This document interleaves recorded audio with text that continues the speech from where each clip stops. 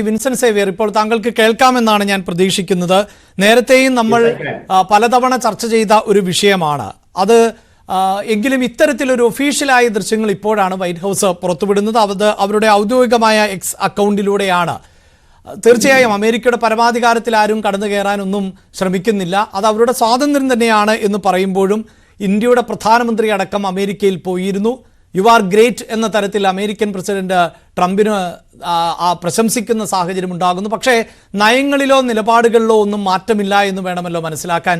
Aliens എന്ന തരത്തിൽ ഇവരെ വിശേഷിപ്പിക്കുന്ന സാഹചര്യം ഉണ്ടാകുന്നു.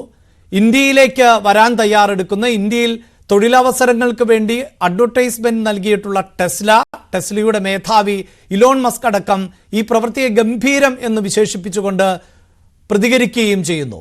അതെന്താണ് ആ സാഹചര്യം എന്നാണ് താങ്കൾ മനസ്സിലാക്കുന്നത്? Okay, thanks for having me. ഈ നയങ്ങളിൽ മാറ്റമില്ല എന്ന് നിങ്ങൾ പറയുമ്പോൾ, മീഡിയ പറയുമ്പോൾ, ഞാൻ ഈ മീഡിയയിൽ നിന്ന് എടുത്തു പറയാൻ കാര്യം, ഇപ്പൊ ഞാൻ എന്റെ സഹ പാനലിസ്റ്റുകൾ പലരും ഇന്ത്യയിൽ നിന്ന് സംസാരിക്കുന്നവരാണ്. അവരിലൊന്നും ഞാൻ ഈ ഇമോഷൻ കാണുന്നില്ല. അവർക്ക് ഇതിനെ കൃത്യമായിട്ട് ഒബ്ജക്റ്റീവായിട്ട് ഇവിടെ എന്താ സംഭവിക്കുന്നതെന്ന് മനസ്സിലാക്കാൻ അവർക്ക് പറ്റുന്നുണ്ട്. ഈ മീഡിയയാണ്, ഇപ്പൊ മീഡിയ നിങ്ങളുടെ തലക്കിട്ട് തന്നെ ട്രംപ് കൈവിട്ടോ. നമ്മൾ മനസ്സിലാക്കേണ്ട ഒരു കാര്യം, India has grown a lot in the last 3 decades. അപ്പോൾ ഇന്ത്യ വളരെ കോൺഫിഡന്റ് ആയിട്ടുള്ള ഒരു രാജ്യമാണ്, വളരെ സക്സസ്ഫുൾ ആയിട്ടുള്ള ഒരു ഡെവലപ്ഡ് കൺട്രി, ഒരു ക്ലോസ് ടു ഡെവലപ്ഡ് കൺട്രി സ്റ്റാറ്റസിൽ നിന്നുകൊണ്ടാണ് ഇന്ത്യ സംസാരിക്കേണ്ടത്. അപ്പൊ നമ്മളിപ്പോ ഇന്ത്യക്ക് ട്രംപിന്റെ ആനുകൂല്യങ്ങളൊന്നും ആവശ്യമില്ല. ഇന്ത്യ എന്ന് പറയുന്ന രാജ്യത്തിന് അതിൻ്റെതായിട്ടുള്ള രീതിയിൽ പിടിച്ചു നിൽക്കാനുള്ള എല്ലാ കാര്യങ്ങളും ട്രംപ് ഓഫർ ചെയ്യുന്നു. നിങ്ങളത് ആലോചിച്ച് നോക്കുക. നയങ്ങളിൽ മാറ്റമില്ല എന്ന് പറയുന്നു നിങ്ങൾ പറയുമ്പോൾ, നിങ്ങൾ ഈ നയങ്ങൾ എന്ന് പറയുന്നത് H-1B വിസയും ഈ നമ്മൾ ഈ ഇല്ലീഗൽ ഇമിഗ്രൻസിനെ തിരിച്ചുവിടുന്നതിനെ കുറിച്ച് മാത്രമാണ് സംസാരിക്കുന്നത്. വർഷങ്ങളായിട്ട് ഇന്ത്യ ഞാൻ താങ്കളുടെ തടസ്സപ്പെടുത്തുമല്ല, എങ്കിലും ഞാനൊന്ന് ഇടപെടുന്നത്, ഇന്നലെ ഇതേ സമയം ഞങ്ങൾ ചർച്ച ചെയ്തത് മിഥുൻ ഇന്നലെ പാനലിൽ ഉണ്ടായിരുന്നത് കൊണ്ട് തന്നെയാണ്. ടെസ്ല ഇന്ത്യയിലേക്ക് വരുന്നു എന്നതുമായി ബന്ധപ്പെട്ട വിഷയമാണ്. അവിടെ ടെസ്ലയെ പോലെ ഒരു കമ്പനി വരുന്നുവെങ്കിൽ അത് ഇന്ത്യയെ പോലെ ഒരു വിപണിയെ മുന്നിൽ കണ്ടിട്ടാകാം. അതിന് പർച്ചേസിംഗ് കപ്പാസിറ്റിയുള്ള ആളുകൾ ഇന്ത്യയിലുണ്ട് എന്നതുകൊണ്ടാകാം. അത് ഇന്ത്യയിലും വലിയ മാറ്റങ്ങൾ വരുത്തുമെന്ന ആംഗിളിൽ തന്നെയാണ് ചർച്ച ചെയ്തത്.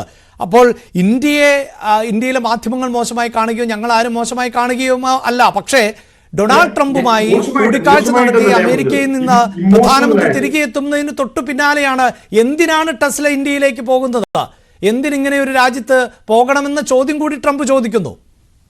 അല്ല, ഞാനത് പറയുന്നത് നമ്മളിപ്പം ഇതിന് ഇമോഷണൽ ആയിട്ട് കാണുന്നതിനെ കുറിച്ച് പറയുന്നത്, മോശമായിട്ട് ചിത്രീകരിക്കുന്നതല്ല. ഇപ്പൊ നമ്മള് ട്രംപിന്റെ അതേ പ്രസ് കോൺഫറൻസിൽ നമ്മൾ കേട്ടു, ഇന്ത്യ വർഷങ്ങളായിട്ട് ആവശ്യപ്പെട്ടുകൊണ്ടിരുന്ന കൊടും ഭീകരൻ റാണയെ ഇന്ത്യക്ക് വിട്ടുകൊടുക്കുന്നു.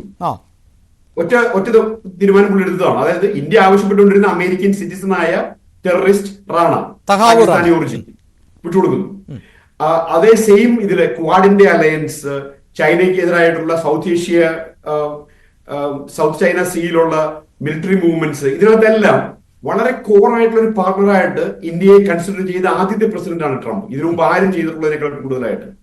അപ്പൊ നയപരമായിട്ടല്ല ഈ സംഭവങ്ങൾ ഈ മാറ്റങ്ങൾ നമ്മൾ കാണേണ്ടത്. ഈ H-1B വിസ എന്ന് പറയുന്നതും ഈ ഡിപ്പോർട്ടേഷൻ ചെയ്യുന്നതും എല്ലാം അത് ഗ്ലോബൽ ആയിട്ടുള്ള ഒരു ഇഷ്യൂ ആണ്. അമേരിക്കയെ സംബന്ധിച്ച് എല്ലാ രാജ്യങ്ങളിൽ നിന്നും വരുന്ന സിറ്റിസൺസിനെ, പൗരന്മാരെ എല്ലാവരെയും ഒരേ രീതിയിൽ തന്നെ അമേരിക്കക്ക് ട്രീറ്റ് ചെയ്തേ പറ്റുള്ളൂ. അല്ലാതെ കൊളംബിയയിൽ നിന്നും എൽസാൽവഡോറിൽ നിന്നും ഗോട്ടിമോലയിൽ നിന്നും വരുന്നവരെ ഒരു രീതിയിലും ഇന്ത്യയിൽ നിന്ന് വരുന്നവരെ വേറെ രീതിയിലും ട്രീറ്റ് ചെയ്യുക എന്നുള്ളത് അമേരിക്കൻ നിയമമല്ല. ഇപ്പൊ ഞങ്ങളൊക്കെ ആദ്യം ഇന്ത്യയിൽ നിന്ന് ഇവിടെ വരുമ്പോൾ 10-32 കൊല്ലം മുമ്പ് ഞാൻ അമേരിക്കയിൽ വരുമ്പോൾ നമ്മൾ ആദ്യം നോട്ടീസ് ചെയ്യുന്ന ഒരു കാര്യം, എന്തുകൊണ്ടാണ് ഇവിടെ എല്ലാവരും നിയമങ്ങൾ അനുസരിക്കുന്നത്? സാധാരണ മനുഷ്യന്റെ കാര്യം ഞാൻ പറയുന്നത്, കറപ്ഷൻ ഒന്നും മുകളിലില്ല എന്നല്ല പറയുന്നത്, മുകളിലൊക്കെ ഒത്തിരി കറപ്ഷൻ ഉണ്ട്. സാധാരണ മനുഷ്യൻ നിയമങ്ങൾ അനുസരിച്ച് ജീവിക്കുന്നത് എന്തുകൊണ്ടാണ്? അപ്പൊ പല ഇവിടെയുള്ള ഇന്ത്യക്കാരൊക്കെ പറയുന്നത് അത് ഈ വെളുത്ത ആൾക്കാർ അവരുടെ റേഷ്യലായിട്ട് അവർ വളരെ നല്ല മനുഷ്യരാണ്. പക്ഷെ ഇവിടുത്തെ ജീവിതത്തിൽ നമ്മൾ മനസ്സിലാക്കുന്നു അതൊന്നും അല്ല കാരണം. മനുഷ്യർക്കൊന്നും ഒരു വ്യത്യാസമില്ല സ്കിൻ കളർ ബേസ്ഡ് ആയിട്ട്. നമ്മൾ നിയമം എൻഫോഴ്സ് ചെയ്യുന്നതിന്റെ സ്ട്രെങ്ത് ആണ് ഒരു രാജ്യത്തിലെ നിയമം നടപ്പാക്കാൻ അവിടെ പറ്റുന്നുണ്ടോ ഇല്ലയോ എന്ന് നമുക്ക് തീരുമാനിക്കാൻ പറ്റുന്നത്. അപ്പൊ അമേരിക്കക്ക് ഈ നിയമം നടപ്പാക്കാൻ പറ്റുന്നത് ഈ സ്ട്രിക്ട്നെസ് കൊണ്ടാണ്. ഇവിടെ ചെറിയ ഇതിന് പോലും പിടിച്ചു കഴിഞ്ഞാൽ ജയിലിൽ പോകും എന്നുള്ളത് കൊണ്ടാണ് ആൾക്കാർ ടാക്സ് പറ്റിക്കാത്തത്. അപ്പൊ നാച്ചുറലി ആ ഒരു ഡിഫറൻസ് നമ്മൾ മനസ്സിലാക്കണം. ഇന്ത്യയുടെ അമേരിക്കയുടെയും കൾച്ചർ തമ്മിലുള്ള ഈ ജുഡയോ ക്രിസ്ത്യൻ വാല്യൂസിൽ നിന്നാണ് അമേരിക്കയും അമേരിക്കയുടെ കോൺസ്റ്റിറ്റ്യൂഷനും എല്ലാം ഉണ്ടായിട്ടുള്ളത്. വെസ്റ്റേൺ വേൾഡ് അവരെ സംബന്ധിച്ച് നിയമം എന്ന് പറയുന്നത് വളരെ സാക്രോസെക്റ്റ് ആണ്, വളരെ പവിത്രമായിട്ടുള്ള ഒരു കാര്യമാണ്. അതൊരു റിലീജിയൻ പോലെയാണ്. അപ്പൊ അത് നമ്മൾ മനസ്സിലാക്കുന്നില്ല. നമ്മളത് ഇമോഷനാണ് കൂടുതൽ കാണുന്നത്. നമ്മുടെ കോൺസ്റ്റിറ്റ്യൂഷനിലൊന്നും നമ്മൾ ഇമോഷണൽ ആയിട്ടുള്ള കാര്യങ്ങൾ കാണില്ല. നമ്മുടെ കോൺസ്റ്റിറ്റ്യൂഷൻ കാണുന്നത് നിയമമാണ്. നിയമമനുസരിച്ച് നമ്മൾ ചെയ്യേണ്ടത്. ഈ വരുന്ന ആൾക്കാർ രണ്ട് രാജ്യങ്ങളിലെയും നിയമങ്ങൾ തെറ്റിച്ചവരാണ്. അപ്പൊ അത് നമ്മൾ മനസ്സിലാക്കണം. രണ്ട് രാജ്യങ്ങളിലെയും നിയമങ്ങൾ തെറ്റിച്ച് ഈ കാർട്ടേഴ്സിന് പൈസ കൊടുത്ത് അതിനൊരു പാഠം പഠിപ്പിക്കുക എന്നുള്ളൊരു ലെസൺ കൂടി അതിനകത്തുണ്ട്. ഇനി മേലായിട്ട് ആൾക്കാർ ചെയ്യരുത്. അപ്പം ഇപ്പൊ ഇന്ത്യക്കാരന്റെ വീഡിയോ എന്തുകൊണ്ട് പുറത്തു വിട്ടു എന്നുള്ളത് ഞാൻ ലോജിക്കലായിട്ട് കാണുന്ന ഒരു ആൻസർ ഇതാണ്. അല്ല, ഇന്ത്യക്കാരുടെ വീഡിയോ എന്ന് നമ്മൾ ഒഫീഷ്യലി പറഞ്ഞിട്ടില്ല. ആ ദൃശ്യങ്ങളിൽ ഇന്ത്യക്കാരനാണോ എന്നതൊന്നും വ്യക്തമല്ല. ഇന്ത്യയിലേക്ക് വന്നവർ ഇതേ രീതിയിലായിരുന്നു വന്നതുകൊണ്ട് നമുക്ക് പറയാൻ സാധിക്കുന്നു. ആരുടെയും മുഖം കാണിച്ചതായി ആ ദൃശ്യങ്ങളിൽ ഇല്ല 40 സെക്കൻഡിൽ.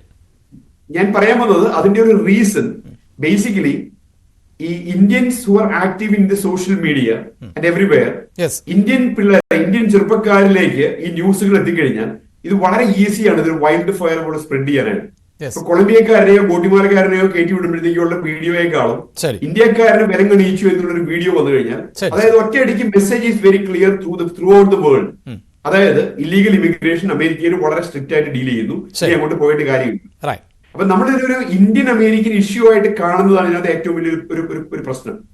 അപ്പൊ ഇന്ത്യയിൽ നിന്നും ഉള്ള കാർട്ടേഴ്സിനെ ഈ അമേരിക്കയിലേക്ക് ആൾക്കാരെ കൊണ്ടുവരാനായിട്ട് ഹെൽപ്പ് ചെയ്യുന്ന ലക്ഷക്കണക്കിനും കോടിക്കണക്കിനും കാശ് മേടിച്ച് ആൾക്കാരെ പറ്റിക്കുന്ന ഈ കാർട്ടേഴ്സിനെ പോയിന്റ് ഔട്ട് ചെയ്യാനായിട്ടും അവരെ പ്രോസിക്യൂട്ട് ചെയ്യാനായിട്ടും ഹെൽപ്പ് ചെയ്യുക എന്നുള്ളതാണ് നമുക്ക് ചെയ്യാൻ പറ്റുന്ന കാര്യം. അപ്പൊ ട്രംപ് ഓൾറെഡി പ്രഖ്യാപിച്ചിട്ടുണ്ട് ഇങ്ങനെ കൊണ്ടുവരുന്ന കാർട്ടേഴ്സ് ആർ ടെററിസ്റ്റ് ഓർഗനൈസേഷൻസ്. ഈ ഓൾറെഡി എക്സിക്യൂട്ടീവ് ഓർഡർ വഴി അവർ ഡിക്ലെയർ ചെയ്ത് ടെററിസ്റ്റ് ഓർഗനൈസേഷൻസ് ആയി ഡിക്ലെയർ ചെയ്തു. എന്തുകൊണ്ടാണ്? ടെററിസ്റ്റ് ഓർഗനൈസേഷൻ ആയി കഴിഞ്ഞാൽ അവരെ പ്രോസിക്യൂട്ട് ചെയ്യാൻ വളരെ എളുപ്പമാണ്.